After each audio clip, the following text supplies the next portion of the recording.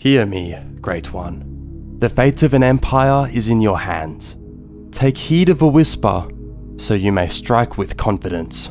Find the fox within your midst, lest your world be held upon by strings, which come stretched and torn by the end of the play. Repair the foundations, mould your clay to protect what you can. With mighty strength, your people might yet survive. Julius Valerius Majorianus, the chance for a future rests upon your shoulders. Welcome to History's Influence. Before we begin, be sure to like and subscribe. We're incredibly close to our 10,000 subscriber goal. I'd also like to give a big shout out to my patrons, Sal Procopio and 2 Jacks and an Ace. Now, onto the video. There are 2 wolves within me, both of which lament the fall of the Roman Empire. Without a doubt, Rome's fall is the most iconic example of civilizational collapse, with numerous historical analyses coming to varied conclusions about its fall. The Roman Empire is broadly agreed to have fallen in 476 AD, but in truth it was only the Western Empire which fell. The East survived for nearly another 1,000 years, finally being conquered in 1453 by the Ottomans. But instead of trying to save the entirety of the empire or the later East, why not focus upon the Western Empire, who bore the brunt of collapse? This complete series will explore a timeline and will be presented in 3 distinct phases. Firstly, how could the empire's existential issues be faced in order to repair and restore the empire, despite the seeming inevitability of its fall? Secondly, looking past mere survival, how would this Western Empire fare into the future, alongside its Byzantine neighbour, when new challenges and foes arise, such as Justinian's plague or the rise of Islam? Thirdly, moving into the medieval era, how will the empire develop culturally, economically, and religiously? And speaking more broadly, how will Western Rome develop in relation to the rest of Europe and the world? All these questions and more will be answered in this video. And, speaking of keeping your empire safe and secure, I'm excited to introduce Private Internet Access, sponsor of this video and my personal VPN of choice, which acts as an effective defense for my online privacy, unlike the frontier defenses of the late Roman Empire. A virtual private network hides your IP address and encrypts your internet connection. This keeps your activity invisible to your ISP, network admins, and government censors. PIA is the world's most transparent VPN, with over 30 million downloads. They never log or record user data, which has been proven in court repeatedly, along with an independent audit by Deloitte. PIA unblocks the regional blocks on all major streaming services, as it allows you to change your device's geolocation. You can watch Gladiator 2 on Netflix, which is only available in a handful of Latin American countries, by changing your geolocation to Argentina. PIA works on all platforms, and protects an unlimited amount of devices simultaneously. It even supports peer-to-peer file sharing. You can get private internet access right now at 83% off by clicking my link in the description or pinned comment. That's only $2.03 US per month with an extra 4 months free. This remarkable deal is also risk-free with a 30-day money-back guarantee and 24/7 customer support. Go to piavpn.com/historiesinfluence to safeguard your internet privacy. Part 1. What if the Western Roman Empire never fell? Rome started from humble beginnings, a city-state which had its monarchy overthrown in favour of a republic. This republic would later transition into a mighty Mediterranean empire. But why would such greatness eventually be followed by collapse? The empire was founded by Augustus Caesar in 27 BC, kicking it off with an unprecedented era of peace and prosperity, the Pax Romana, which lasted to 180 AD. Rome reached its zenith in size, population, and economy, and saw the massive infrastructural and architectural projects we know and love today. Take the Colosseum or the Column of Trajan. But something changed from 180 onwards, after the death of Marcus Aurelius. The contemporary historian Cassius Dio noted that Rome changed from a kingdom of gold to one of iron and rust. Not to mention the Antonine Plague, which happened during the Pax Romana's closing, which decimated 5 to 10% of the empire's population.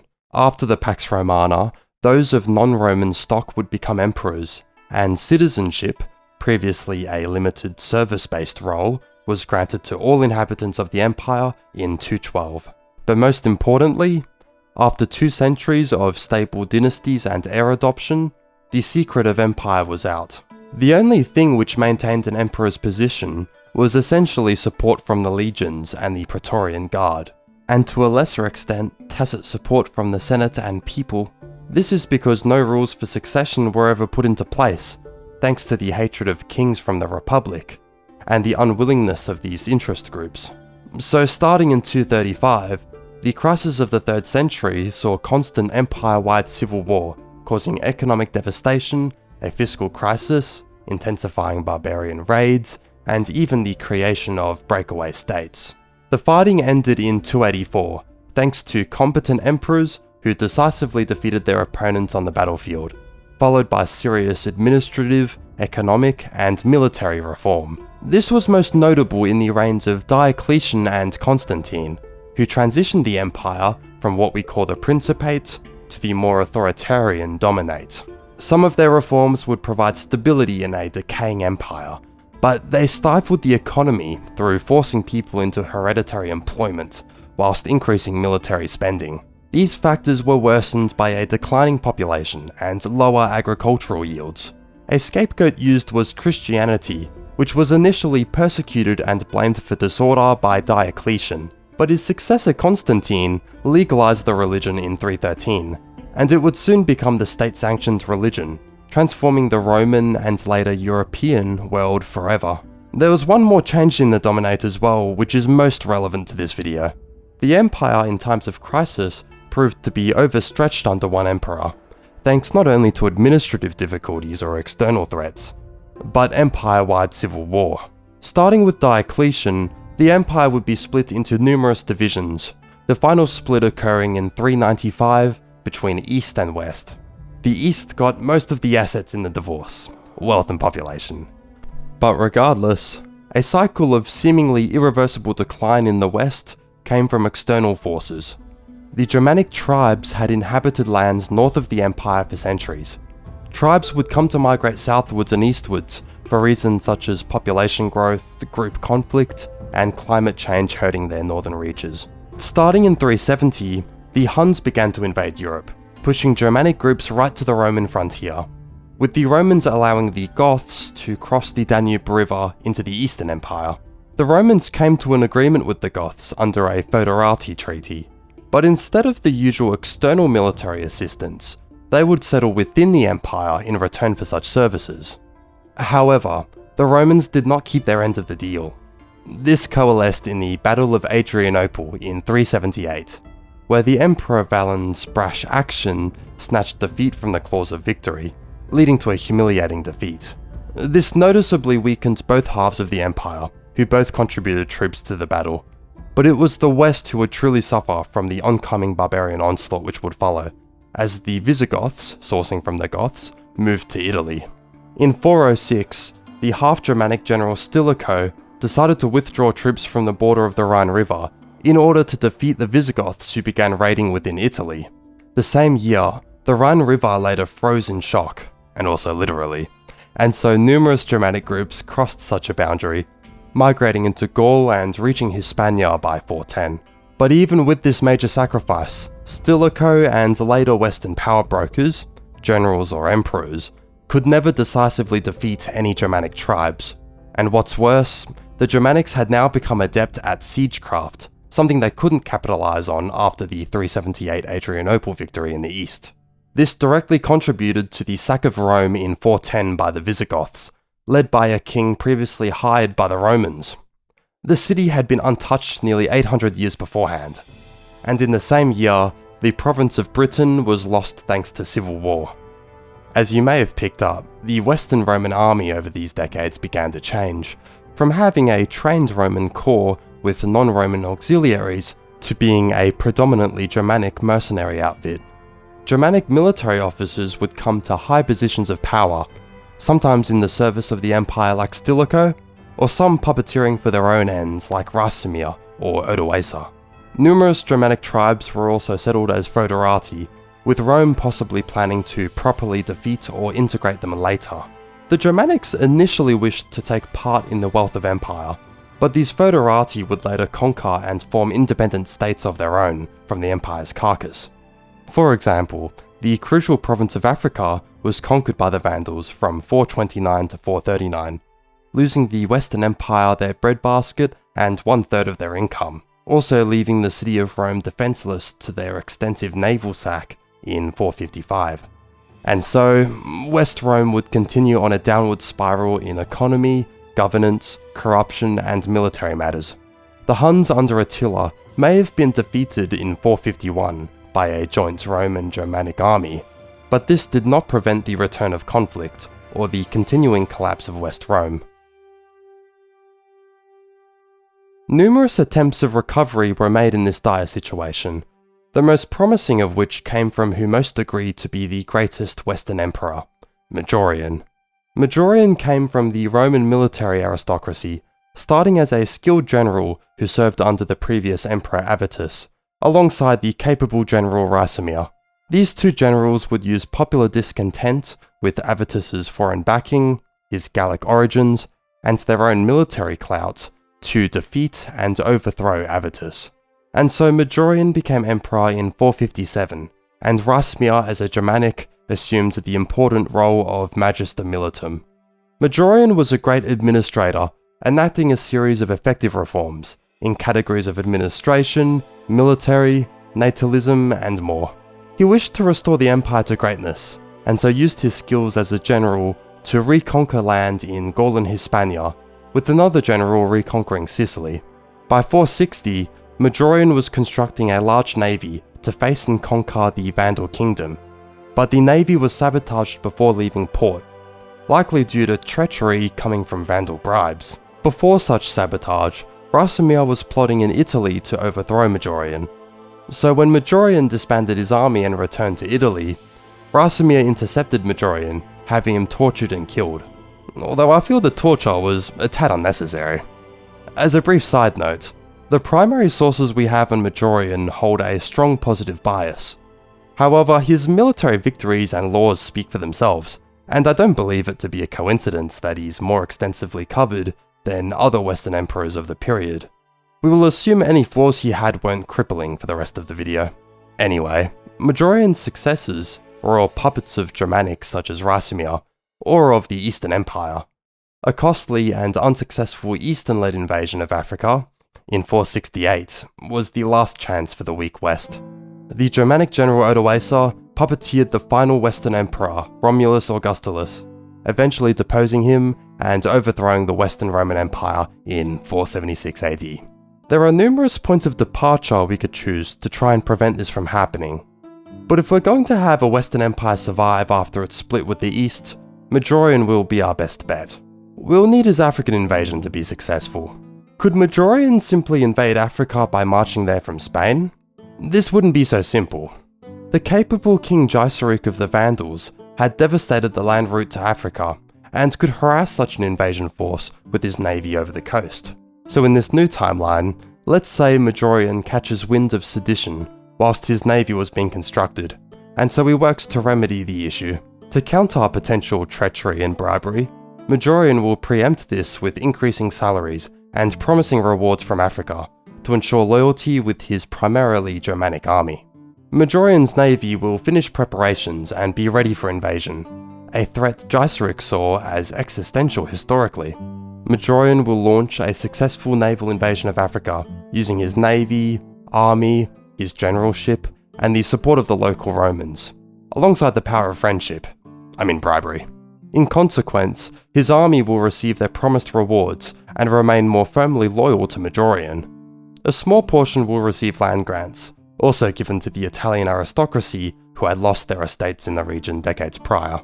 The Vandal elites and noblemen will be captured or killed. Some Vandals will assimilate to the Roman army, and the rest will assimilate into the broader African society, all of which happened with the Eastern Empire's conquest decades later.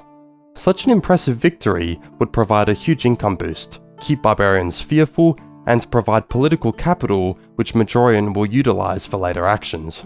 Returning to Roman victory, Majorian will have a rival to face.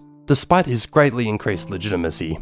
As mentioned previously, Rasimir had been plotting against Majorian already, getting the Roman Senate on his side, thanks to anti-corruption reforms and the like that Majorian had upset them with. Historically, Rasimir would go on to puppeteer numerous emperors afterwards to assert his own power. But the Senate did not truly hate Majorian. Some respected his restorationist goals, and he also never directly persecuted them, affirming their role in governance. The rewards they would receive in Africa, the restoration of grain flow into the city, and Majorian's strengthened reputation will cause many of them to instead align with Majorian. Majorian will learn of Rasimir's plotting, putting the two on a war path. Majorian will begin by sidelining Rasimir. How rude. Rasimir won't abandon his ambitions of control from this, but he would be too weak to start a civil war. This dynamic was mirrored by the barbarian general Aspar in the east. His third puppet emperor Leo I had outsmarted, overpowered, and eventually assassinated him to assert his own power, without outright civil war. Aspar was close to killing Leo, which Rasimir may do to Majorian, but we will assume that Majorian prevails and has Rasimir killed. With his greatest rival dead, let's now see what Majorian will do to address the issues the empire faced. The cycle of civilizational collapse had wreaked damage upon the Roman Empire. The mindset and spirit of those who constructed the Republic and Empire initially was lost by changing needs and realities over time. Numerous cyclical indicators of decline coalesced over time, that rhymes, in which an overstretched state could not withstand internal and external challenges. How could Majorian's reign change such a fate, as we hinted in the introduction? Majorian was killed at around the age of 40. Using statistics regarding Roman life expectancy, we should expect him to live another 18.7 more years, so we'll say he reigns for another 20. This means a great general, administrator, and reformer will be able to establish a solid period of stability, similar to reigns which ended the 3rd century crisis, Diocletian or Constantine. This would break the constant spell of civil war that West Rome faced, and allow the empire breathing room for stabilization, similar to the East's circumstances and leadership during most of the 5th century. Majorian will also establish a dynasty in his wake, but having no children at 40, his progeny won't be old enough to secure control of the throne most likely. A loyal general will be adopted by Majorian and possibly marry his daughter, with Majorian's reign providing them with the needed legitimacy for self-rule. However, succession reform won't happen under Majorian's watch. His desire to assuage the Senate and his respect for Roman institutions say otherwise. Additionally, he wouldn't be able to get the backing of the military, or to a lesser extent the Senate or people, to remove their own influence into the future of who decides the emperor to be.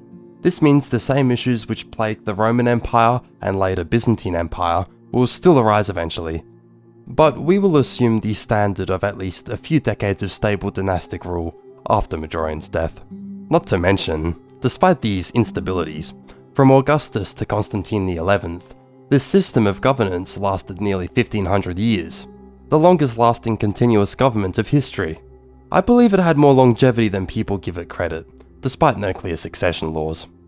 Moving past succession, the recovery of the breadbasket of Africa, the removal of Rasimir, and the 20-year era of competence and stable leadership will do wonders to help reverse the decline of the Western Empire. As we move forward, we will be looking at the changes Majorian will make, or that he already made historically, and how the empire will fare in these different realms. We will start with corruption. Corruption greatly hindered the tax-collecting ability of the state, who primarily spent such taxes on military defense. Majorian tried to keep such issues in check historically, targeting groups such as senators and tax collectors. They could no longer lead trials investigating their own corruption, for example. And I declare the defendant not guilty whatsoever. This issue was not mirrored in the Eastern Empire, highlighting the difference in decline. Despite these issues though, Majorian showed great respect to the Senate, and didn't use accusations from informers to persecute them, despite having the opportunity. He also forgave unpaid taxes and other abuses from guilty parties, but forced them to stay in their positions and follow the new laws. He also promised tax collectors a portion of the money they collected, using their personal greed to the state's advantage. The incentive of wealth hoarding would be reduced as well. This is because Majorian would have put an end to the Vandal raids of Italy, further backed by a strong navy.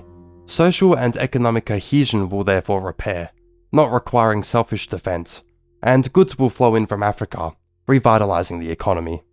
These crooks won't disappear overnight, however, but Majorian and his successors will shift the problem into the right direction over time. Treachery won't be nearly as common either. We won't see boats being burned because bribing by barbarian cash slater. What a tongue twister. Furthermore, high civil servants will also be sourced from provinces outside of Italy, a trend started by Majorian's predecessor Avitus. This will help crowd out the initial bad apples, even if Majorian decides to keep them in their posts as he did historically. Majorian's army was primarily a Germanic army, which was mostly loyal, but questions would arise given his negative experiences, be it the averted sabotage of his African invasion fleet, or his deadly conflict with Rasimir. The Eastern Empire or Byzantine army of the time was instead far more polyglot, pulling from local recruits, with a larger population and less unstable provinces, alongside bordering peoples such as Armenians. So once the Emperor Leo had killed the General Aspar, the smaller portion of Germanics were unable to assert dominance in the east ever again. Without changing the composition of the army, West Rome will eventually fall under Germanic puppeteering again, as they'll continue to dominate the officer class, which will eventually lead to the overthrow or collapse of the empire. Majorian hinted a desire to recruit locally from an early law he passed in our own timeline. This would be his law allowing the Romans to bear arms. They were initially banned to prevent civil wars. Good thing the Western Empire didn't have many civil wars, right? Oh wait. In fact, the Western Empire didn't go 10 years without a civil war. Anyway, Majorian, as we've said before, was an able general, reformer, and restorationist. So, he will begin to recruit and train Roman soldiers from scratch. These Romans would be loyal to the Empire and Majorian, serving as a power base he will adopt a successor from. However, many issues will arise in such an endeavour. The days of the republics or service-based citizenship, which formed conscript armies led by competitive high officials, alongside city-state allies contributing further manpower. But by the start of the Dominate, expensive, professionally trained troops were instead used. But the reserves for such an army had dried up over time. This is thanks to population decline, centuries of affluence and peace, followed by provincial chaos thanks to Germanic raids and settlement. The Western Empire in the final split of 395 held an army of around 300,000, which dwindled to roughly 80 to 100,000 under Majorian. They were replaced by cheaper barbarian mercenaries, whose hardy lifestyles meant lower pay and less, if any, training. And economic decline, by the 430s at least, made it clear that troops were not even being properly equipped. But the recovery of Africa will allow for a limited restoration of recruitment and help pay for equipment and training, be it shields, defensive armor, discipline, tactics, etc. Additionally, you wouldn't need a huge amount of men out of a population of millions. In 20 years, I think you could scrounge up 10 to 20,000 for example, which would be a noticeable difference relatively early on. As a side note, the restored navy under Majorian was predominantly Roman from what I've gathered. Luckily, there weren't any serious Germanic naval powers either besides the Vandals, keeping the waters safe. Ultimately, Majorian would only be initiating a process. But this new elite of Roman soldiers could take the emperorship and other high positions of power, making it more difficult for Germanics to seize such positions. Majorian would not only reform his military, but would also use it for further campaigning. After his successful invasion of Africa, Majorian is likely to reach northern Gaul, inflicting a defeat upon the Franks, securing the distant region of northern Gaul, and delaying Frankish unification and incursion for decades. Majorian won't invade Britain, however. He'd be well aware of how overstretched the empire was already, and would struggle to manage the Anglo-Saxon migrations that had already begun. Moving southwards, Majorian could continue to subdue the Foederati himself, but he will never completely eliminate them. Even in 410, about 40 years earlier to his historical death, the general Stilicho could not completely subdue any of the powerful Germanic groups raiding the empire, even whilst using forces previously stationed on the Rhine frontier. Majorian won't be able to pull off what Stilicho couldn't. Even with his reforms, he wouldn't be playing with even the same material. This wasn't like the Eastern Empire, which had the fortress of Constantinople and the Hellespont to protect most of its provinces from foederati settlement. The foederati will never be truly defeated, and they will also have everything to gain by defecting, receiving the wealth of the empire. So they will keep fighting until they receive land or concessions. Within decades after Majorian's reign, Gaul and Hispania will succumb to Germanic conquest, in a negative loop of economic devastation, corruption, cutting of supply lines, Bacudae revolts, who were frustrated locals, and military decline from constant Germanic incursion. Roman senators from such provinces would disappear, but reforms would have positively transformed the Senate, in which an Italian Senate will no longer be as crooked. The foederati would have remained in their strategic positions, so will migrate in similar patterns to what they did historically, albeit delayed by decades. Groups such as the Franks will recover from previous defeats. I believe their migrations will be similar too.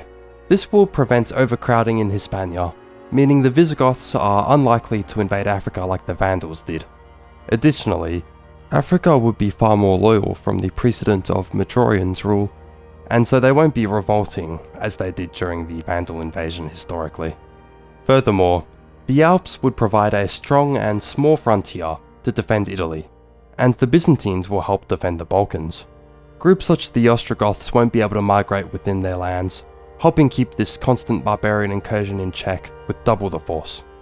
Effective diplomacy, such as allying with certain Germanic groups settled into new kingdoms, could also keep the core provinces safe. But most importantly, stronger local recruitment, a better funded army, a strong Roman navy, and the internal reforms we've discussed in this video, will create a more robust West Roman state, better able to defend the heart of the empire without succumbing to internal or external ruination. And so, Majorian's reign would not be fruitless. Whilst West Rome has greatly contracted, the seeds of reform planted by the great emperor would begin to pay their true dividends, with less chaos and compromise from the outskirts. But what would happen next in this tumultuous period West Rome will still find itself in? The Germanic barbarians would remain a threat to the empire.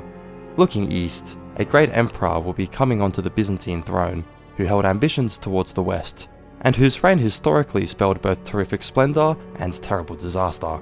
And looking further east, a powerful new political and religious movement will arise from the deserts of Arabia.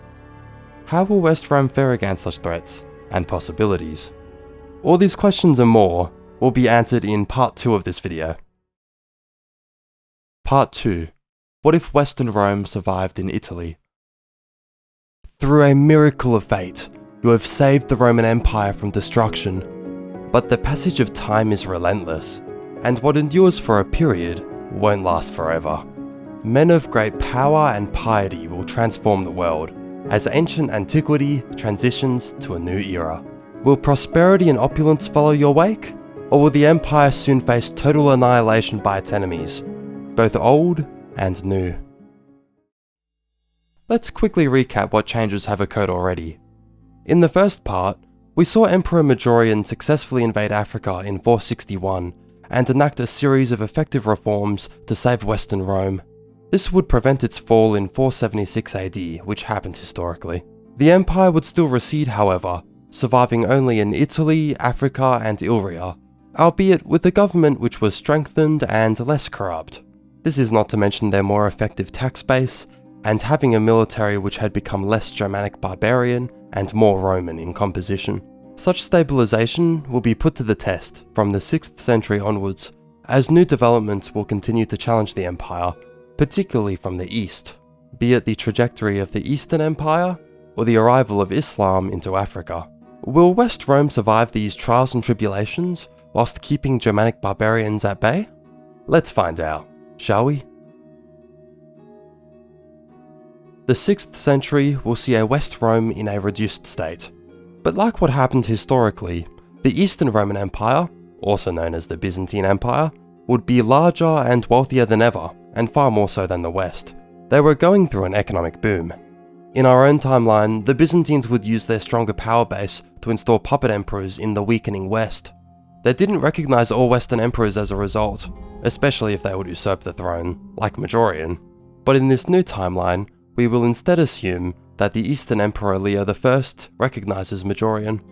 Key reasons would include their shared existential conflicts with Germanic generals, Majorian's lengthy and successful reign, his impressive power base, and he will choose to cooperate with the East.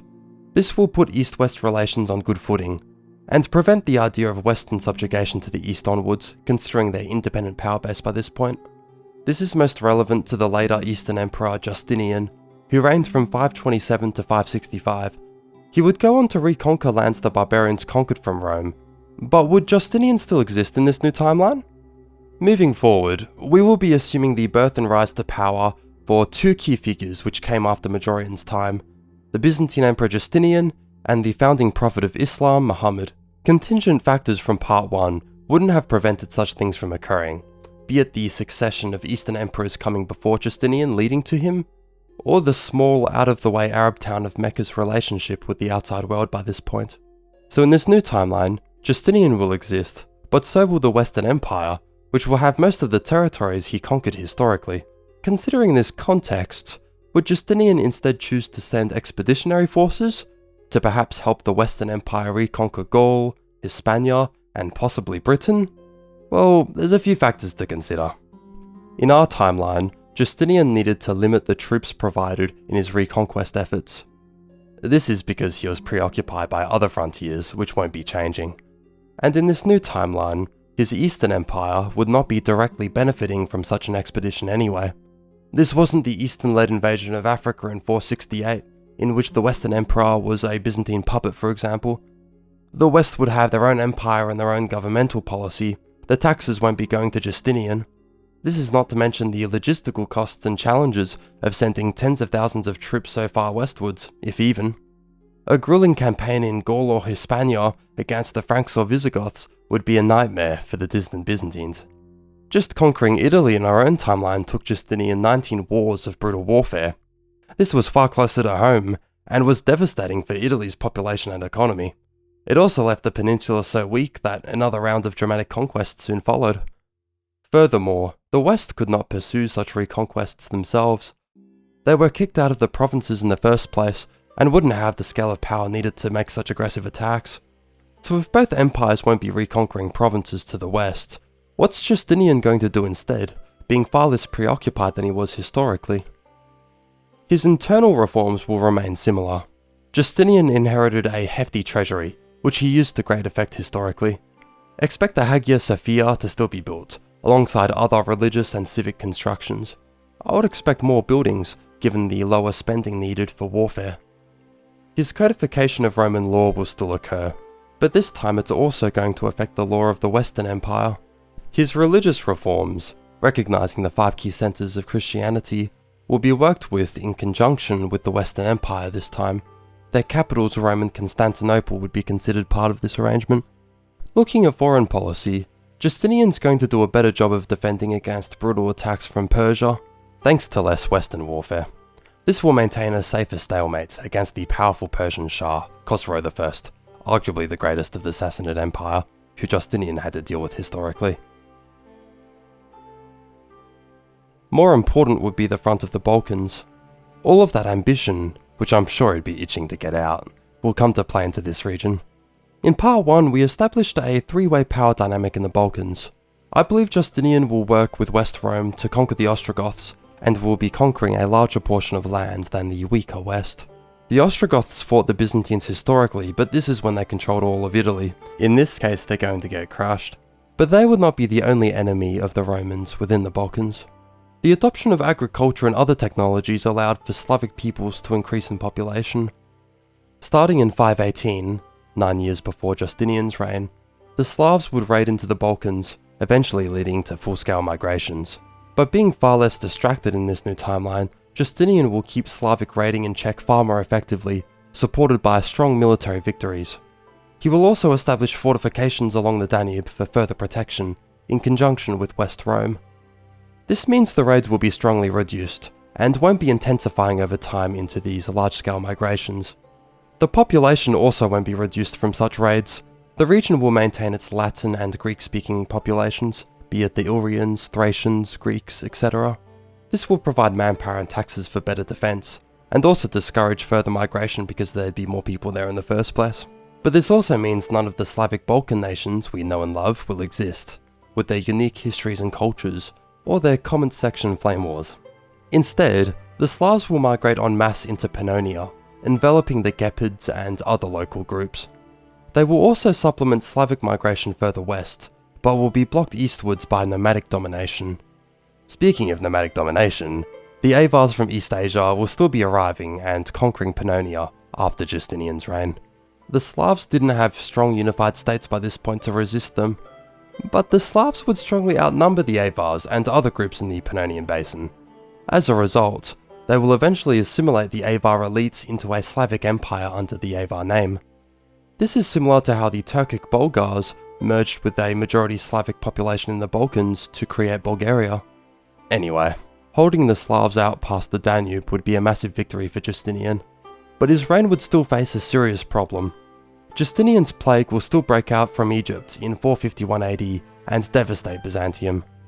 Being a bubonic plague like the Black Death, it ravaged the Roman and Persian worlds, even going as far west as Gaul. This was especially bad because cities were hit the worst. Cities acted as highly populated hotbeds of specialization, so losing their population drastically would harm both East and West Rome in this new timeline. However, it's not very well understood how seriously the plague impacted the Roman world. Death estimates are speculatory.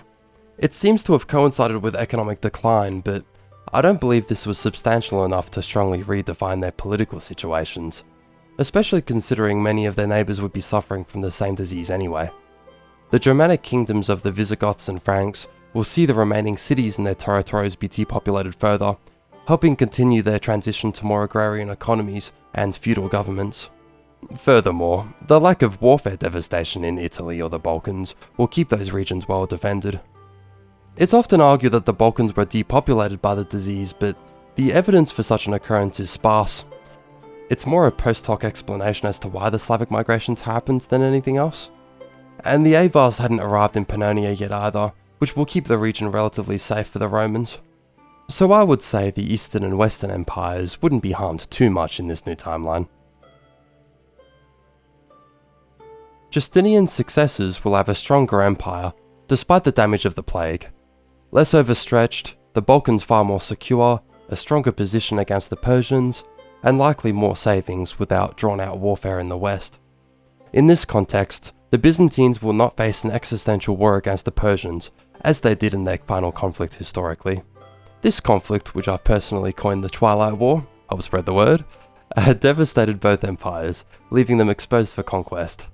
This was an enticing opportunity the Arab Muslims would take to conquer many of their lands. We will assume that the founder of Islam, Muhammad, will still be born in around 570 AD into distant Arabia. He will unify Arabia under Islamic control with his genius leadership, even if certain tribes resist with Roman or Persian assistance. His successors would begin to expand right as the Twilight War ended, a fantastic opportunity to defeat two overstretched empires. But the Arabs held more strengths than just political and religious unity, alongside the weakness of the other two empires. For starters, the economic and population decline caused by Justinian's plague wouldn't have had a large impact on nomad Arabia. Looking at the Arabs themselves, they were a hardy and nomadic people, conquering the sedentary civilizations from the outskirts. This is a common trope in history they simply fulfilled, which makes sense given their geographic location and rough terrain. Not to mention, their highly mobile cavalry-based warfare was devastating to the stalemate of Roman-Persian style warfare. This was further boosted by their religious fervour for jihad. They were also led by genius military generals like Ibn Khalid al-Walid. We will assume these generals still exist in this new timeline. The Arabs were also strongly underestimated by the Romans and Persians. This is because the Arabs were pretty irrelevant for most of their histories, so they didn't really have proper defences ready to go. There was also religious disunity between the monophysite Christians of Egypt and Syria as opposed to the Chalcedonian Christians of East and West Rome. alongside the Nestorian Christians within the Zoroastrian Sassanid Empire. Such religious disfavour increased during the Twilight War, which won't be happening in this new timeline, but the tensions will still exist regardless. Speaking more broadly, the Arabs would have all the incentive in the world to continuously invade Rome and Persia, with their superior military tactics keeping them on the offensive. Arabia was quite a poor region after all. This wasn't an era of skyscrapers and Lamborghinis. Conquering wealthy lands and establishing themselves as an elite would have been a very appealing arrangement. They also held a strong manpower pool from numerous tribes. Additionally, they could also reinforce their raids and battles by dipping back into Arabia, which happened in the Battle of Yarmouk historically, which is what won them the Levant region. Such persistence would be a huge struggle for the bloated, bureaucratic, and diplomacy-minded empires of the Romans and Persians. But Arab infighting is not to be understated. If too many military losses occur, or the Byzantines and Persians prove too resilient to have their provinces overrun, the Arab state might fracture or be made impotent through civil strife. But if we consider all of the factors we've discussed, the Arabs will still conquer plenty of land. However, this would be a more brutal and protracted conflict. Syria and Mesopotamia would be dangerously exposed to Arab attack and be conquered fairly quickly.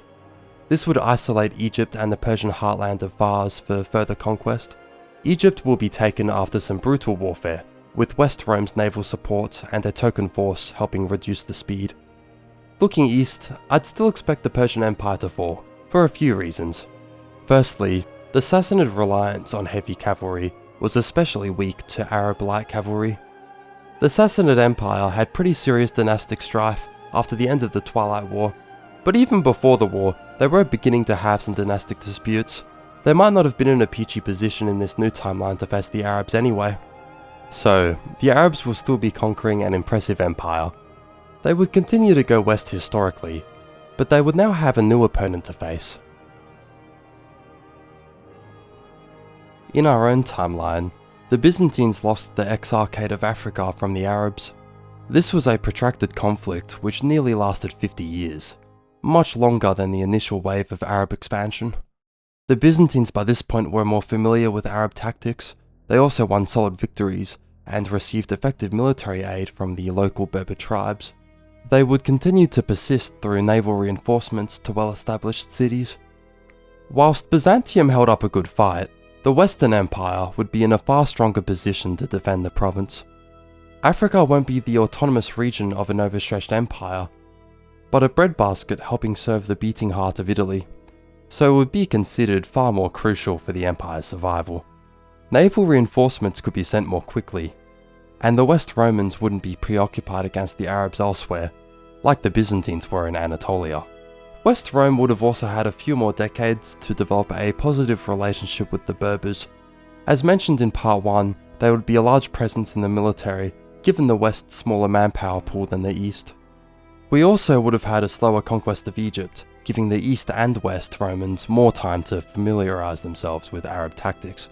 This also would have slowed down the sheer momentum of the conquests, which may contribute to more Arab infighting. Most importantly, historically, the Arabs would destroy cities such as Carthage, which removed the prospect of Byzantine reinforcement and even civilization. I suppose it's karma for the Romans because of that time they salted the earth of Carthage. Sorry, Punics. Anyway, in this new timeline, we're going to see the region better protected from such a threat of destruction.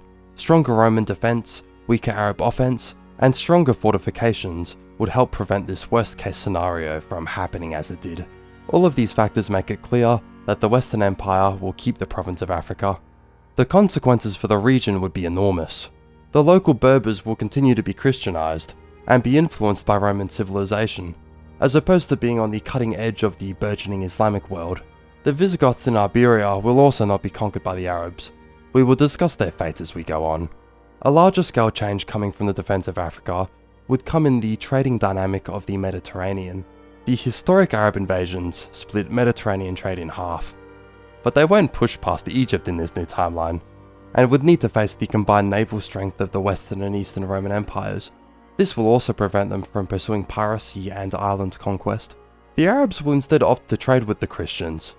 This would create a trading situation more similar to the Roman Empire of old. This would be a huge deal for the long-term advancement of these peoples. This will, for example, reduce the Dark Age effect Byzantium faced from the Arab conquests, further reduced by the maintenance of a populous Balkans and their close links to West Rome. But it would also reduce or remove benefits from the Islamic Golden Age, including centres of great wealth and learning such as Cordoba in modern Spain. Further economic, governmental and technological changes will be discussed later, and making further predictions regarding the Arabs and Muslims would be outside the scope of this video, but expect the Arabization of lands such as Egypt and the Levant, a Persian cultural resistance, and perhaps increased attacks into India. With Italy safe from Vandal raids, the capital of the Western Empire will move back to Rome. This will keep their capital further away from the Germanic threats to the north. It will also keep the capital closer to receive goods from Africa in a safe Roman Mediterranean, and it would help them influence and control the Bishop of Rome, who would later become the Pope, which we'll be getting back to later. The West Roman army will become more and more Roman in makeup as nearby Germanic groups will settle within conquered territories, rather than continuing to seek work with the Romans. The recruitment in the stable and protected provinces will increase over time, alongside auxiliary forces from Berbers and the like. But what about the placement of troops? The Western Roman army was divided between a central army and provincial armies defending borders historically, just as the Byzantines were. After the Arab invasions in our own timeline, the Byzantines would more strongly rely upon regional defense, particularly against Arab raids into Anatolia.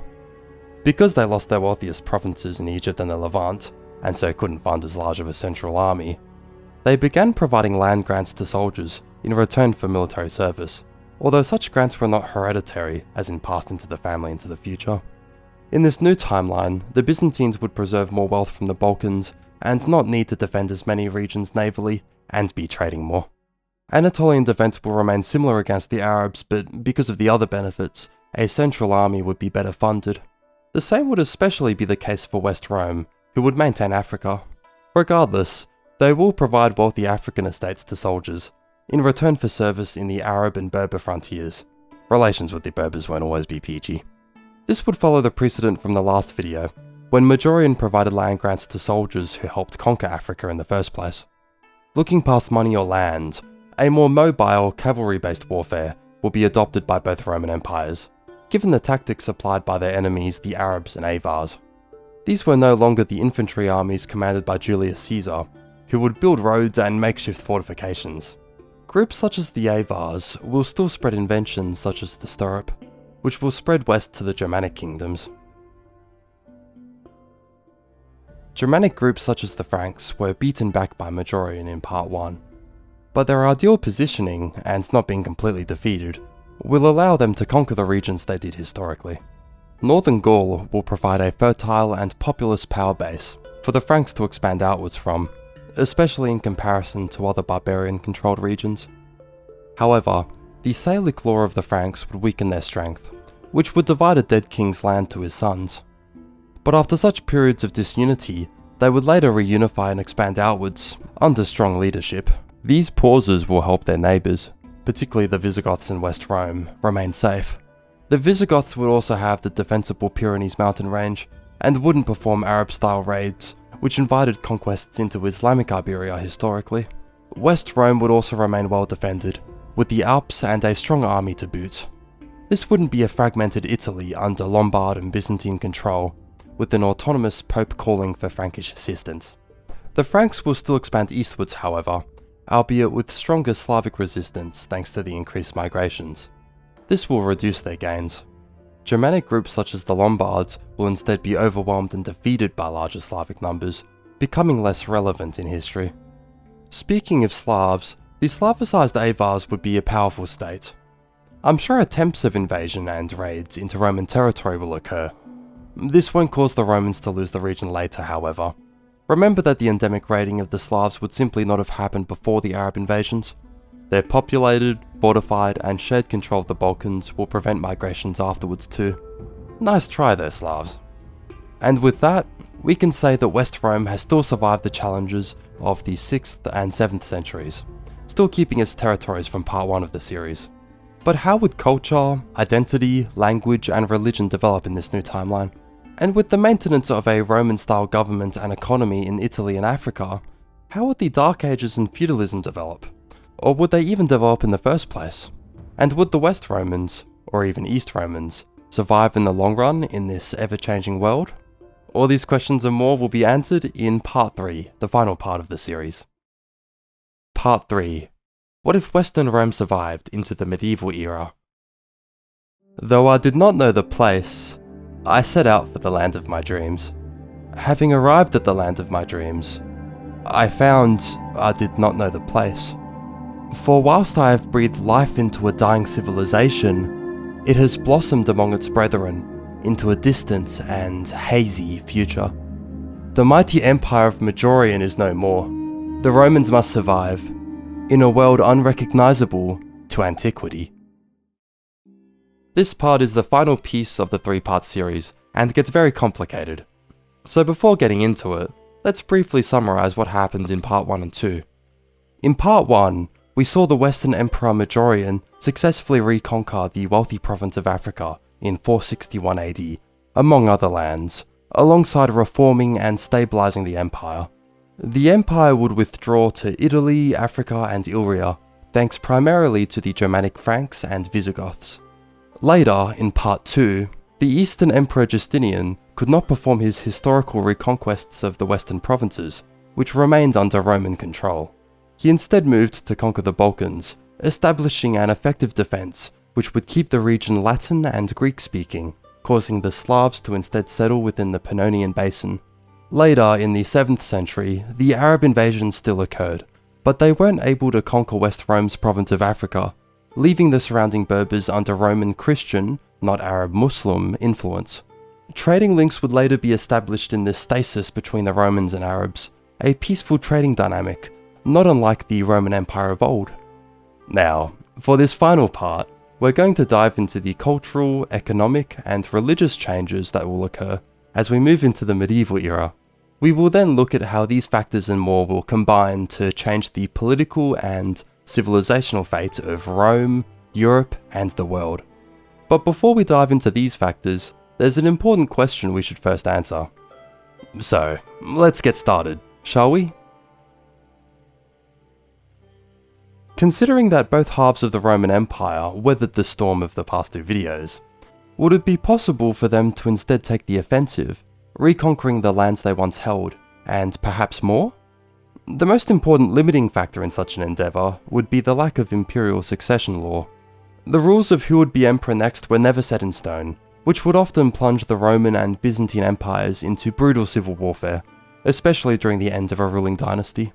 This would distract the emperor, since he would be forced to placate interest groups such as the military, bureaucracy, and even the populace of Constantinople, for example. This impacted the empires both when defense was most needed, but also when offensive opportunities arose. And even with the historical attempt of succession reform, enacted by Alexios Komnenos, this brief golden age was only followed by worsening civil strife for the rest of the Byzantines' existence. Speaking of the Byzantines, it would be worth looking at their historical example of reconquests. The most impressive reconquests we see, which occurred during the 10th and 11th centuries, reflect a weak baseline of capability for the imperial system in terms of offensive operations.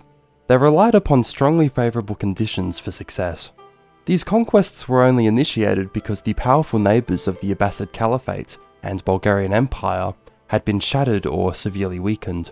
And for conquests to even occur, the opposing border needed to be secure, usually done through repeated truces.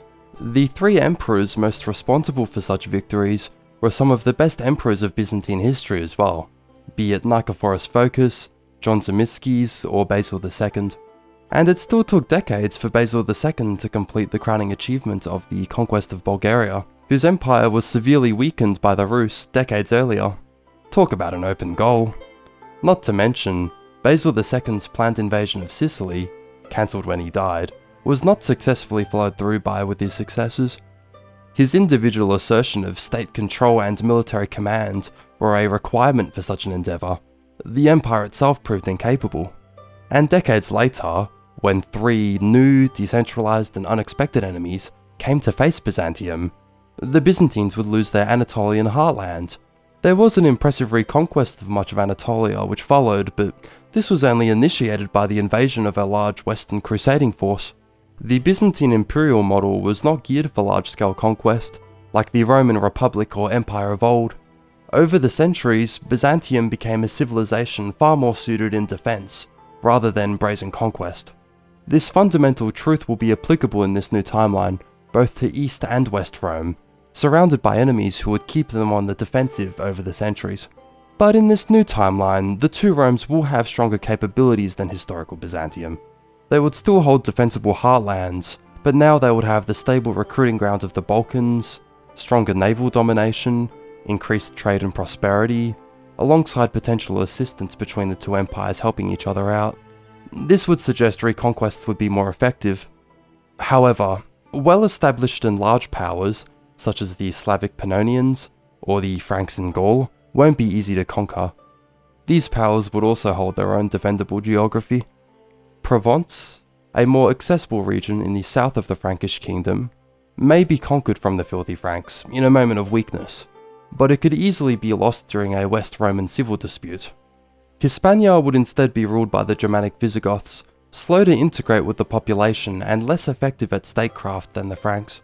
They will fracture as they did historically, thanks to their inherent weaknesses in administration, despite the benefits for the Germanics we will later discuss in this video. As a result, Hispania will begin to open up to both Roman and Frankish incursions. The Byzantines made a dent historically under Justinian, but in this new timeline, the West Romans would be closer and more invested in such a reconquest. However, the intruders won't find invading Iberia a breeze.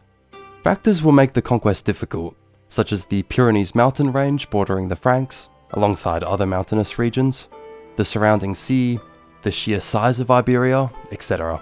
The Franks and Romans would also squabble between themselves, allowing the local Iberians to possibly play them off. These factors suggest to me that independent power bases will develop to resist and later expel such incursions, although such developments are quite speculatory. Looking east, Byzantium will still be in a good position as they were historically, following the eventual collapse of the Caliphate. The Byzantines would need to make truces with the Avar Slavs in order to make effective conquests east. It's also likely the West would assist in this reconquest effort. Iberia may be far away for the Byzantines, but the Islamic threat was shared for both of the empires. The Byzantines would be capable of marching into Syria as they did historically, but I believe they would go further and conquer more, splitting the Islamic world in two. Although new powers will arise from the Middle East and its surroundings, not to mention the Avars and their successors would not be placated in perpetuity either, pouncing on any moments of weakness. And there's also the internal weaknesses we previously discussed. What I'm trying to say is that ideal circumstances for reconquest won't be permanent. So, we will assume more modest gains take place, rather than seeing a humongous Byzantine Empire. Now we've established that Rome won't reconquer its empire, how will the Roman identity in this new timeline develop, within provinces they hold or once held? For starters, the West Romans in Italy, Africa, and Illyria will still identify as Roman. The North Italians won't splinter into regional identities within city-states, for example. The Latin language within the empire would remain mutually intelligible, thanks to a unified and sophisticated administration, but this does not mean that trace differences won't exist. For example, the Gallo-Italic languages of northern Italy would still hold remnants of the region's previous Celtic languages, as it still does today. It also holds influence from the Germanic Lombards which came later, but they wouldn't have conquered Italy in this new timeline. Moving westward, is it possible the nearby Latin speakers of Gaul and Hispania may still identify as Roman? Given that West Rome will survive, instead of merely the distant Greek-speaking East surviving? Like what happened historically, these provincial Romans won't be demographically overwhelmed by Germanics, such as what happened in Britain or Austria. We still would also have the shared Chalcedonian church the Latin speakers will worship, alongside the trading links that would be re-established over time. But ultimately, the political situation on the ground will override such concerns, eroding the Roman identity of old. Even before Majorian's reign started in 457 AD, there were autonomous Baghidae groups in Gaul and Hispania revolting against the central government. Furthermore, the Roman Senate in 455 to 456, under Emperor Avitus, a Gallic emperor, had resented foreign Gallic senators being appointed in what they considered to be an Italian aristocracy. These trends won't be changing in this new timeline. And most importantly, Germanics would still initially rule as Germanic conquerors, and not be able to sustain Roman styles of administration. The central cities would decline and degrade as a result, only to be exacerbated by Justinian's plague in part 2 of this series. This would create a more regional and rural society, allowing for dialect shifts in Latin to exacerbate, for example between northern and southern France. This societal shift would also distance these peoples and their lifestyles from the Roman Empire of old, which they would have not known for centuries eventually. So, which identities in particular would these people shift to? The Franks historically most likely allowed for elite recruitment and upwards mobility for locals, in which such Romans would come to adopt the Frankish identity for themselves. This would trickle down to the rest of the population in northern Gaul, creating the French identity. Whether this was a net positive or negative for mankind though is still up for debate. The same structure will be created in this new timeline, with the same French result, and with the Occitans and the like coming into existence as well down in the south. Some of the northern elite aspirants may seek a career within Western Rome in earlier decades or perhaps centuries, but I'd expect this movement to be a small phenomenon. But what would happen in Hispania? Iberia would hold a fractured identity, as it did historically, but this would be under a disunified Visigothic nobility, rather than having language and identities forged by the northern Christian states during the Reconquista. The Visigoths took far longer than the Franks to identify with the locals, taking 200 years to even follow the same legal code historically. A vague Spanish identity would develop from their shared enemies in the Franks and Romans, but later political unification would be needed for it not to be permanently fractured or killed in the cradle. We now have a good picture of what will happen to the Latins of the West, but what about the East, which identified as Roman, albeit with a Greek-speaking majority? Let's start by discussing their relationship with the Western Empire and their own Romanness. Sharing important links with the West through trade, cultural exchange, and shared enemies such as the Arabs and Slavs will allow East and West Rome to remain on good terms consistently. They will still recognize each other as twin consuls of the Roman Empire, both old and new, or West and East. But Byzantium will still eventually adopt Greek as the language of administration, despite shared ties with West Rome. This would be a pragmatic decision, to aid in communications for tax collection, military orders, etc. Although interestingly, both empires will be holding Latin and Greek minorities respectively. The small Greek population of South Italy will Latinize over the centuries, given the Latin administration.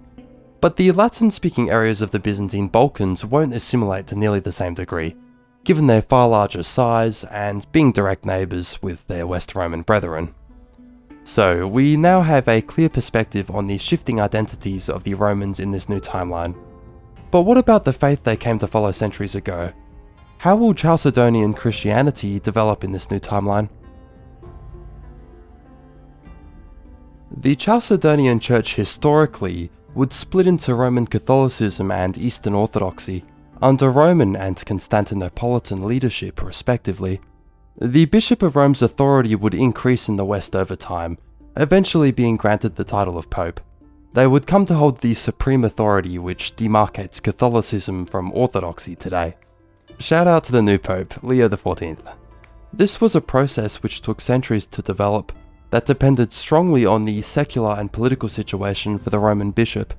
The Western Roman Empire granted the church autonomy historically, but later Ostrogothic and Byzantine rulers of the city of Rome would puppeteer, appoint, and depose numerous bishops. Later, as Byzantine rule weakened, the bishops would begin to assert their own authority with a secular state established with the help of the Franks. But in this new timeline, as we established in part 2, Western Rome will have their capital re-established in Rome for centuries. How would Western Christianity develop as a result, especially within Western Rome? It's important to note that this new dynamic is similar to what happened with Byzantium's secular and spiritual capital of Constantinople. Also similarly, the importance of Christianity to the states will increase over the centuries. More on that later. This will encourage the state's encroachment in religion, rather than sticking to a lighter touch like the Western Romans did historically. As a side note, this will mirror the Senate, whose independent streak in Majorian's time will be sidelined more and more as the Western Empire solidifies control in its own empire. Anyway, the dynamic in the church will lend towards Caesaropapism, which occurred in Byzantium. This was a system where the head of state held both secular and religious authority, essentially making the state supreme over the church. This religious integration will also aid in the legitimization of emperors. They will be chosen by God, rather than deified as gods like in pagan Rome. Autonomous developments will still occur within the churches, however. Take the late 6th century conversion of the Anglo-Saxons, which will now work to boost West Roman soft power, and so won't be prevented. Assuming a figure similar to Pope Gregory I initiates such an endeavour.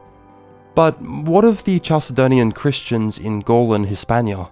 The Arian Christian Germanic elites of Hispania will still convert to their majority population's Chalcedonian faith, thanks to population pressure and a lack of effective missionary work.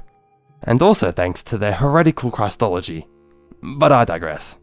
Although despite adopting the Chalcedonian Christian sect, these kingdoms will eventually develop autonomous religious leadership under the Bishop of Rome's domain. You see, the Germanic kings would not appreciate West Roman interference into state affairs, with the Bishop of Rome acting as a puppet for the empire. Warfare may be necessary to win such autonomy, like the Orthodox Bulgarians successfully fighting for autonomy from Constantinople. This dynamic would weaken the strength of the Bishop of Rome, emphasizing their role as the first among equals in the Chalcedonian Church, as per the Orthodox formulation. The Western churches under Rome will become more of an association like in Orthodoxy, whose bishops would formulate judgments and policies in a stronger position relative to the Roman bishop. There's a key point we've been hammering down here, with a clear conclusion in my eyes. Without the authority and power of the Pope expanding both religiously and in a secular sense, the great schism between the Catholic and Orthodox churches won't happen in this new timeline. The assertion of papal primacy won't occur in the same fashion, and so won't be met with resistance from the East. In fact, the close relationship between West and East Rome means that the Western and Eastern churches would have even further incentive to remain united. A shared Roman world could allow for shared theological controversies too, reducing the clear Latin-Greek division we saw happen historically.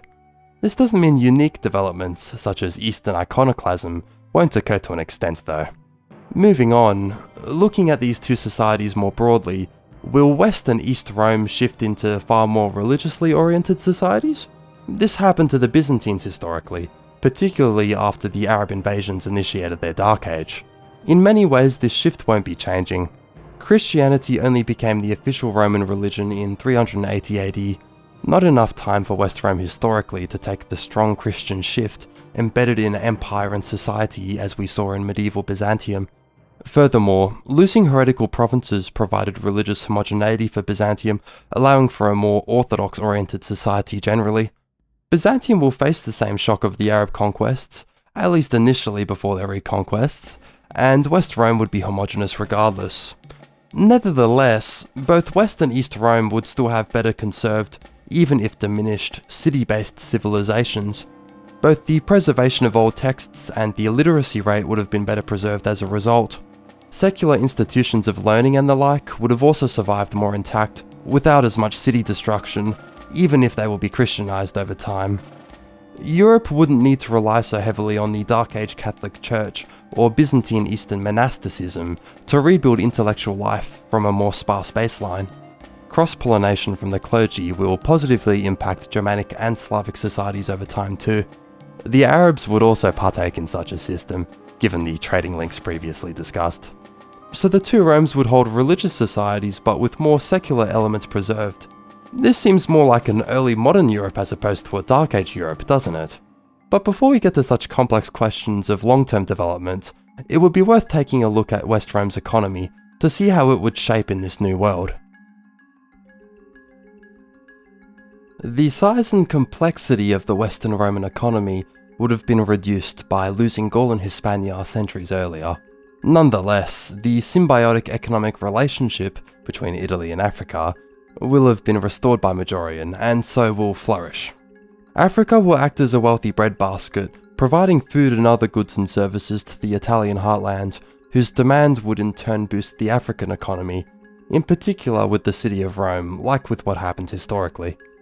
For example, the output of wheel-turned pottery, amphorae, cutlery, pots, and pans will be maintained but at lower levels to their ancient peak. Historically, such a peak was only reached again during Renaissance Italy in the 1300s, so even a partial maintenance is a huge deal. High-quality pot wasn't easy to come by. I mean, pots. The same broad rule applied with architecture, art, and other such advancements. Again, 1,000 years to reach the same level of complexity and quantity is a huge bloody deal. This contraction of such industries and output, as opposed to outright collapse, will have huge ramifications we will get to later. Additionally, the maintenance of coin printing in the Western Empire will ensure commercial trade is strengthened throughout the Mediterranean. Ancient buildings will also be better maintained, thanks to a precedent set by laws Majorian passed historically. These constructions would be their heritage, not the remnants of a bygone civilization after all. Reuse wouldn't be avoided completely, but we won't have the very often Renaissance usage where architects would often borrow ancient Roman marble for new constructions.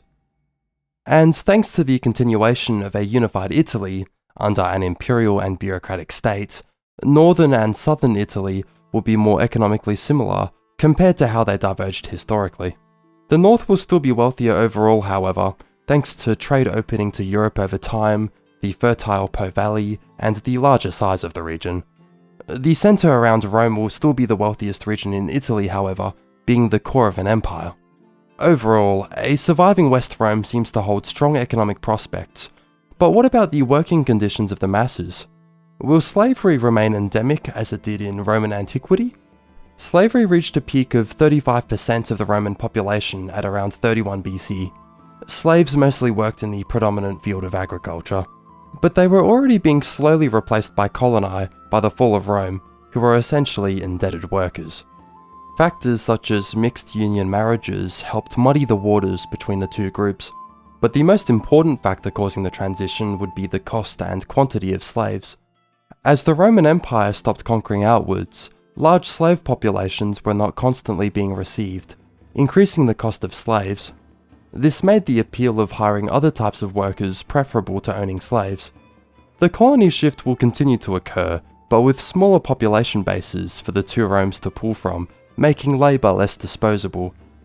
The value of labour will be boosted over time by agricultural innovations they will adopt over time, likely from the Arabs and other groups.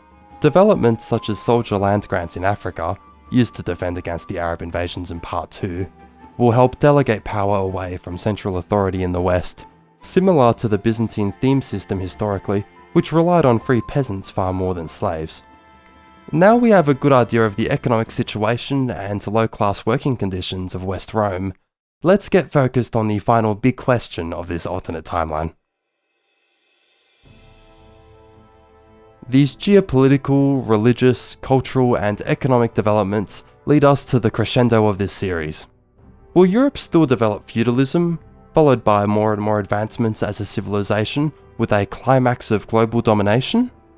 The importance of the Dark Ages, and the feudal system which developed within Europe at the time, cannot be understated in relation to Europe's long-term development historically. Firstly, the Germanics, particularly the Franks, could not centrally manage their vast realms as the Romans once could. As control reduced, cities dependent upon Roman systems had declined in population and relevance. This would allow for numerous interest groups outside of a centralized government to come to prominence. Secondly, the Germanics instead had to rely on appointing local nobles to rule small regions, as they could not be centrally managed. The descendants of these lords would inherit their positions, leading to the development of a strong nobility. You did see regionalism develop within medieval Imperial Byzantium, but regional titles were granted by the emperor directly and were not heritable. Thirdly, the peasants would strengthen in position given such population reduction and decentralization, a continuation of the old shift from slaves to coloni. Local lords couldn't replicate the authority of large-scale land magnates or imperial bureaucrats. Agricultural yields would also increase over time with innovation, further empowering the peasantry on a per capita basis. As a result, the disastrous plague of the Black Death would actually work to strengthen the peasants' bargaining power. It killed 30 to 50% of Europe, but allowed for wage growth and labour mobility. The similar plague of Justinian centuries earlier did not create such results, thanks largely to the systems of ancient Byzantium. Fourthly, the Catholic Church established itself as an independent power base, preserving much of ancient Roman and Greek civilization, which in turn provided an educational foundation for Western Europe. Such institutions and authority were largely outside the purview of individual medieval kingdoms, with exceptions in certain periods. Fifthly, is that a word? Trading links also had to be slowly re-established over time, with peaceful arrangements between disunified states, more robust than those dependent upon the centrality of Roman control against barbarian incursion. Overall, these competing internal elements of the monarchy, peasants, noblemen, influence of the Catholic Church, and merchants helped foster competition, and most crucially, this was exacerbated by a constant conflict between states and peoples, which allowed for a fragmented Europe to become so robust, competitive, and innovative. Other regions of Eurasia would often come under the yoke of large empires, who would repress such advancements in favour of stable leadership, such as the Ottomans banning the printing press, or neglect to utilise inventions, like how the Chinese invented gunpowder, but weren't the ones to develop strong gunpowder weapons. Now, substantial advancements still occurred in large empires, such as with the Song dynasty of China, but they were too strongly dependent upon these individual societies, which could collapse, be conquered, or turn against such change. This happened to a severe degree with the collapse of Rome historically in Europe, leading to the Dark Ages. The Silk Road did allow for a broad element of adoption and competition throughout Eurasia, but this was nowhere near as fierce as the local competition of Europe would become. In Europe, a state could not afford to suppress new innovations, or else be outshined, weakened, or conquered by its neighbours who chose to adopt them. This will also occur in this new timeline. West Rome won't dominate Western Europe in the way the old Roman Empire did, as we discussed during the Reconquest section of the video. Instead, they would be in a similar position to Byzantium historically. They will still work to stifle development which may threaten the emperor's power, challenge religious orthodoxy, etc. More restrictive cultural flourishing will occur, like the state-funded renaissances of Byzantium, the Macedonian and Paleologan renaissances for example. In this new timeline, you would have Western Rome, Byzantium, and the Islamic Caliphate following such a model. The Byzantines would also have a reduced Dark Age, with their larger size and economy. This suggests a more limited framework of competition compared to the European world we described, but further vitality may be found in the rest of Europe. The Germanic barbarians of old consisted of mobile tribal units, not settled peoples like the Romans. Historically, they would come to shape not only Germanic Christendom, but feudal Europe as a whole. How will the kingdoms develop in this new timeline, delayed by 50 years but still coming to fruition? Gaul and Hispania would be ravaged from barbarian raids and eventual occupation, reducing their populations and weakening local administration. This would be further dragged out for decades longer than what happened historically. The Germanics in this new timeline still won't be accustomed to maintaining such a complex system. We will still see economic output and population reduced drastically, worsened by the disruption of trading ties with Italy and the like. From the ashes, Germanic nobles under the leadership of kings will still be able to initially establish their power bases, rather than being subservient to a sophisticated, city-based imperial administration. Makeshift castles will be constructed to defend local lands and subjects. A castle-based society, not a city one necessarily, will still begin to form. This will also strengthen the position of local peasants over time due to the local lord's reliance upon them. However, a higher technological and educational floor for the Germanics would be established, thanks to contact with an intact Western Rome and the rest of the Mediterranean world. Numerous pieces of technology, culture, philosophy, and governmental systems will be maintained, but the exact technologies will be difficult to know, and dependent upon the context of Majorian's revival we described in part 1. The last Roman aqueduct, for example, was constructed in 368 in Constantinople. It's unlikely such constructions would continue again, given that Majorian started reigning in 457.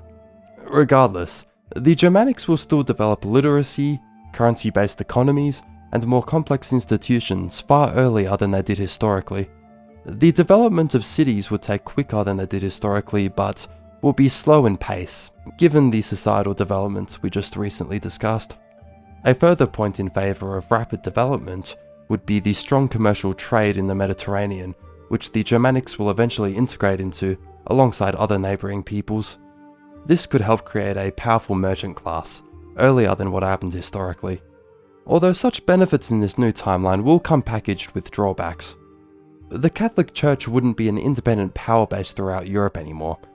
Instead of restoring education in Western Europe, basically on their lonesome, through the preservation of texts and the like, Germanic contact with West Rome and the broader Mediterranean world will allow such advancements to be adopted from actual Roman sources, preserving such materials to a larger extent by direct continuation. So, without advocacy from a strong autonomous papacy, the faster centralizing states of Europe would still be able to challenge and stifle the Church more than they had historically. Remember that they will receive autonomy from the Bishop of Rome, as we discussed in the religious section. For example, there won't be an investiture controversy, where the Holy Roman Empire fought with the Pope over the ability to appoint abbots. This doesn't mean the Church won't hold any independent power, however, especially through the establishment of monasteries and cathedrals. These would serve as early footholds in initially underdeveloped Germanic states. Additionally, secular institutions would have also been better maintained, aiding the Church in further challenging governmental dominance on culture and education. And most importantly, the individual contexts of different regions within Europe will allow for more or less subversion across the continent, be it state domination, church domination, etc.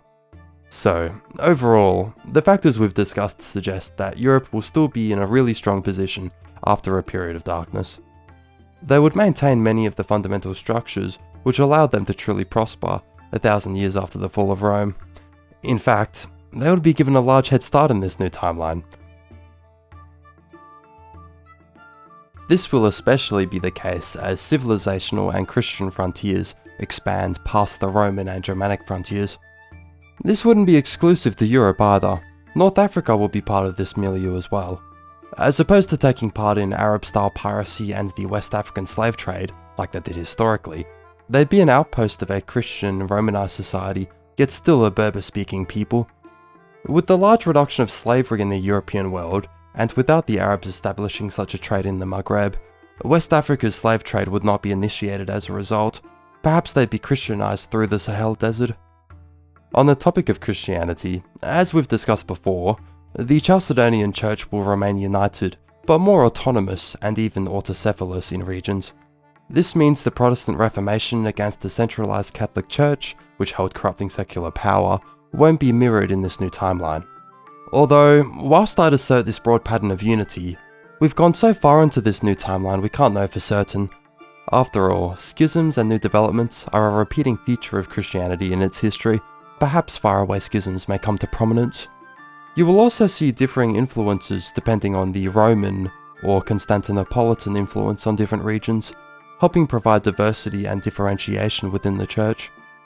These broad changes have been important, but what about the fate of particular nations? For example, the Eastern and Western Roman Empires. Numerous benefits, many of which we've discussed throughout this video series, suggest that the two Romes will actually survive. Unless the Byzantine Empire happens to be crippled by an opponent like the Seljuk Turks, originating from the Eurasian steppe, which may lead to their eventual collapse, and possibly the loss of the Balkans for West Rome too.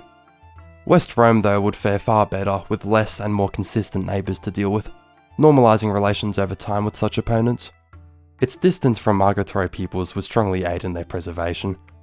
The empire will last a long time, perhaps to the modern day. Additionally, its cultural homogeneity will aid in expelling any potential occupations. This would prevent the Frankish conquest of Italy from occurring. Both powers would also be expelled from Iberia, as we discussed earlier in the video. Iberian unity will eventually occur as a result. The Franks would also be challenged by a more powerful Slavic advance, as mentioned in part 2. These Slavic groups would eventually coalesce into states of their own as well. The Franks were the most effective state in Dark Age Europe historically, ignoring Byzantium, but in this new timeline they could also receive key influences from West Rome, both technologically and administratively, without the subdividing between sons as was famous with their rule. Perhaps an emperorship title could be confirmed, as the Byzantines gave to the Bulgarians after a nasty defeat historically. However, I believe the kingdom will fracture before this is able to happen, given its sheer size, and the development of local noble power which will still occur. The kingdom will divide upon French and German cultural lines, thanks largely to their local leadership, with these two kingdoms fighting each other for lands lost, just as often as they would fight their other neighbours. Although these would be far more centralised and advanced states than what we saw in the Frankish split historically. West Francia, later known as France, took centuries to do so in our own timeline, and East Francia, later being the core part of the Holy Roman Empire, would be fractured for centuries in our own timeline. Looking at Europe as a whole, its exact fate would be uncertain, as political dynamics could be shifted by any number of new nations, peoples, empires, steppe warriors to the east, etc. There would be no Germanic Holy Roman Empire, no crusades initiated by a Catholic Pope, no Muslim Moors to reconquer land from in Iberia, etc. But as we mentioned before, with the technological head start and the competitive nature of the continent remaining, I'd expect Europe to be more societally advanced by centuries. Historic inventions would happen much sooner. For an early example, the mid to late medieval era saw huge advancements in agriculture through the wheeled plough and windmills. Assuming an earlier invention of such things in this new timeline, we would see faster population growth and a strengthened position for the peasantry per capita in an earlier period. A renaissance would be replaced by a better preserved Greek and Roman pagan tradition. Its development of a strong humanistic emphasis would come to be invented outside of Imperial Italy, however. We can't hurt the emperor's feelings after all. Factors such as colonialism and industrialization require continuous innovation, which is likely to occur with the framework we've provided, and will of course transform the rest of the world. Nations on the Atlantic coast would be more prone to colonize initially, thanks to simple geography and sailing experience. We would also expect the Christianized North Africa to get involved. Like with other developments we've discussed in Europe, this would weaken the position of the Romans, shifting power to the Atlantic and other regions rather than the Mediterranean. Looking outside of Europe, the Middle East would certainly have been impacted by a smaller Islamic caliphate, although the exact powers who would come out of the region would be unpredictable. But we do know that the Middle East, alongside the rest of the world, will eventually feel the weight of European expansion. Anyway, any further speculation would be futile. We've gone far enough as it is. So, we'll be leaving it there for this video series. Look at this supercharged world we've created, thanks to an eternal flame which refused to be put out. The glory of Rome is eternal after all. This has been History's Influence. Thank you for watching. I hope you enjoyed this lengthy video series. It's one I'm very proud of and really enjoyed making. I hope you don't mind how incredibly complicated it became by the final part. Anyway, be sure to like, comment, and subscribe. Catch you later.